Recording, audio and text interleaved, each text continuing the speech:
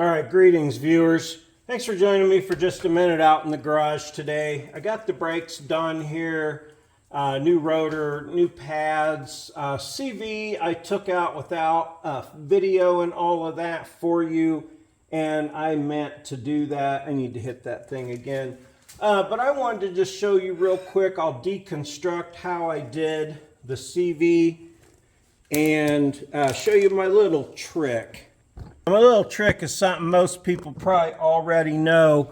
These studs are in that hub right there that comes off of the differential. Now what I do is pop those out.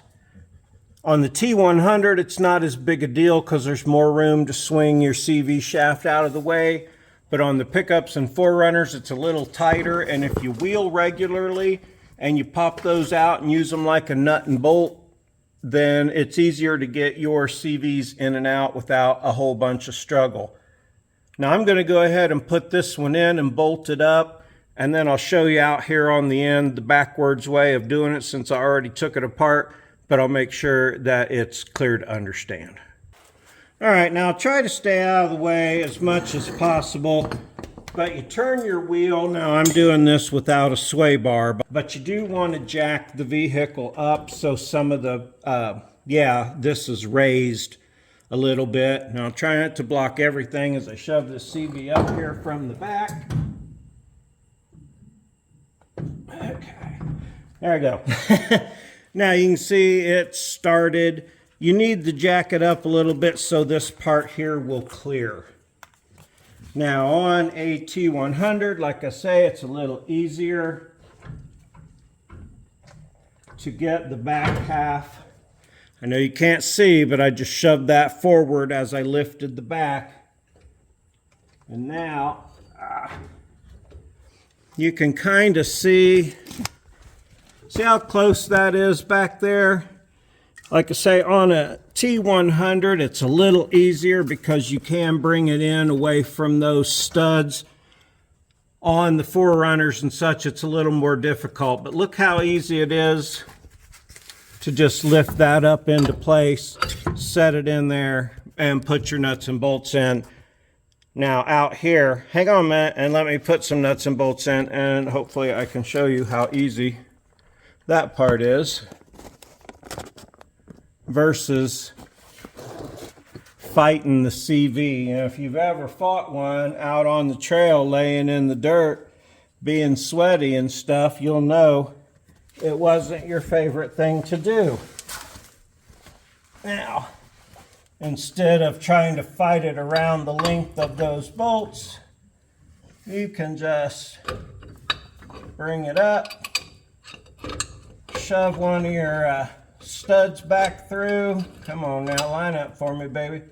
Now when you're shoving your studs back through, give them a little wiggle and let them find their knurl spot. Yeah,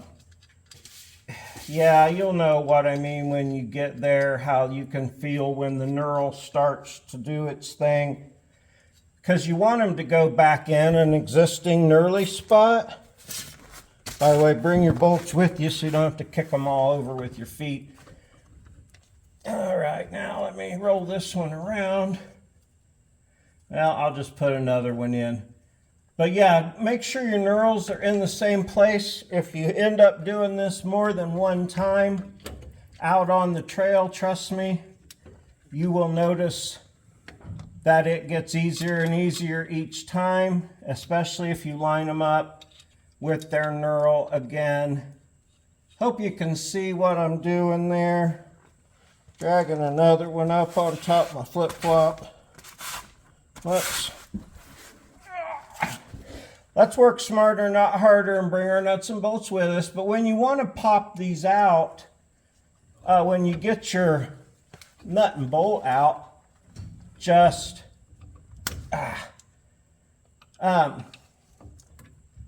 smack them with a hammer. Run the nut out to the end and smack it with a hammer a couple times. They pop right out. Every one I've done, even this rusty Hulk, they've all popped right out. So you get that idea there. Let me get back out from under here and I'll finish that later.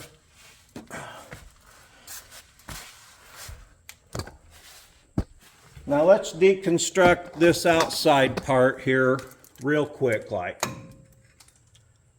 When you go to put this or take this apart, bring your grease rag.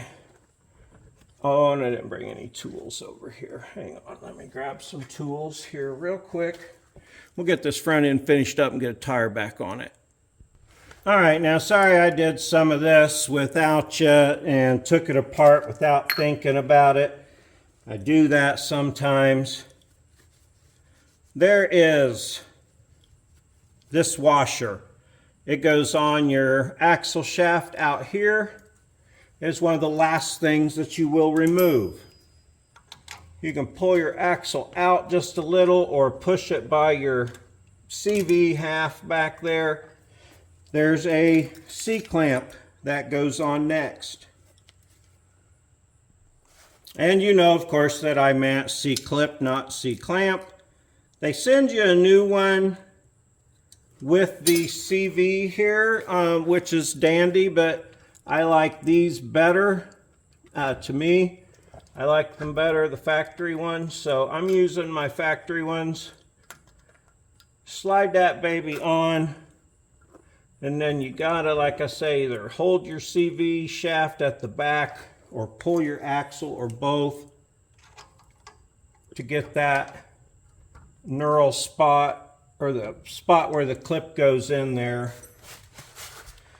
out. And it's not wanting to go. There we go. I had to pull the whole axle to get it over here. So just make sure that that clips into place proper and that it can't come out. That one looks a little loose, but I accept at this point. I don't think that can come out.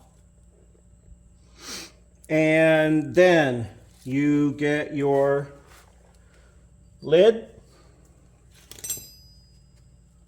line your studs up with the holes in your lid. There's 2 studs. Now the gasket on this one is still good, stuck to the back. The gasket was stuck to this part on the other side. Might have to turn your...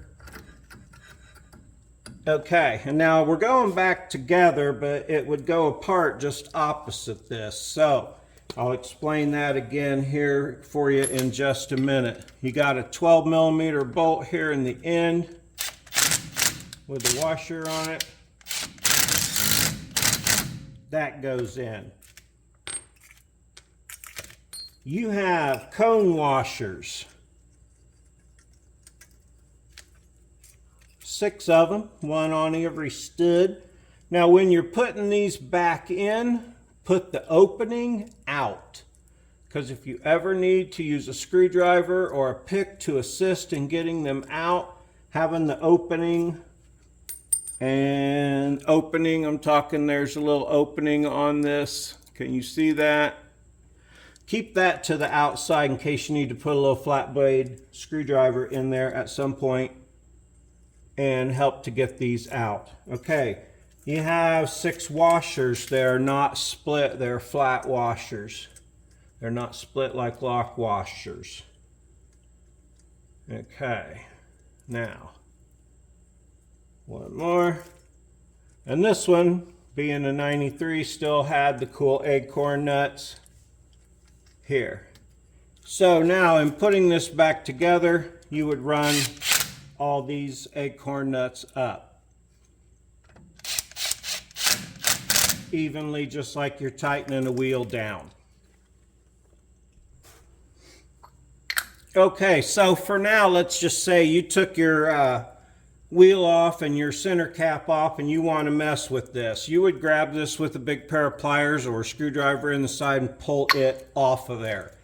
You would remove this 12mm in the middle. You would remove all of these around the outside, around the outside, around the outside, which are 12s.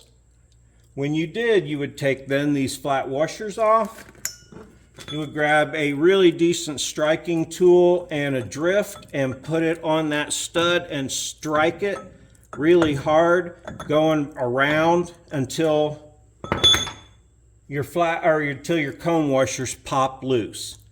All right, once those pop loose, you take your cap off, and then you have that little flat washer and that C-clip retainer that we've already messed with out here. So then when you're putting it back together, you would put your washer and your C-clip in, put your cap on, back on with your bolt there, put your washers all the way around, which I took that one off and now I can't find it. So yeah, don't do that, don't lose one. Put all your bolts on. Where the hell did that thing go? I just took it off there. It's stuck to the bottom of the magnetic tray. I always forget to check there. So you would run these on with your 12 also. Like I say, run them up back and forth like you would wheel studs or your wheel lugs. And then go around 2 or 3 ugga-duggy, and you're golden, pony boy. Put your cap on,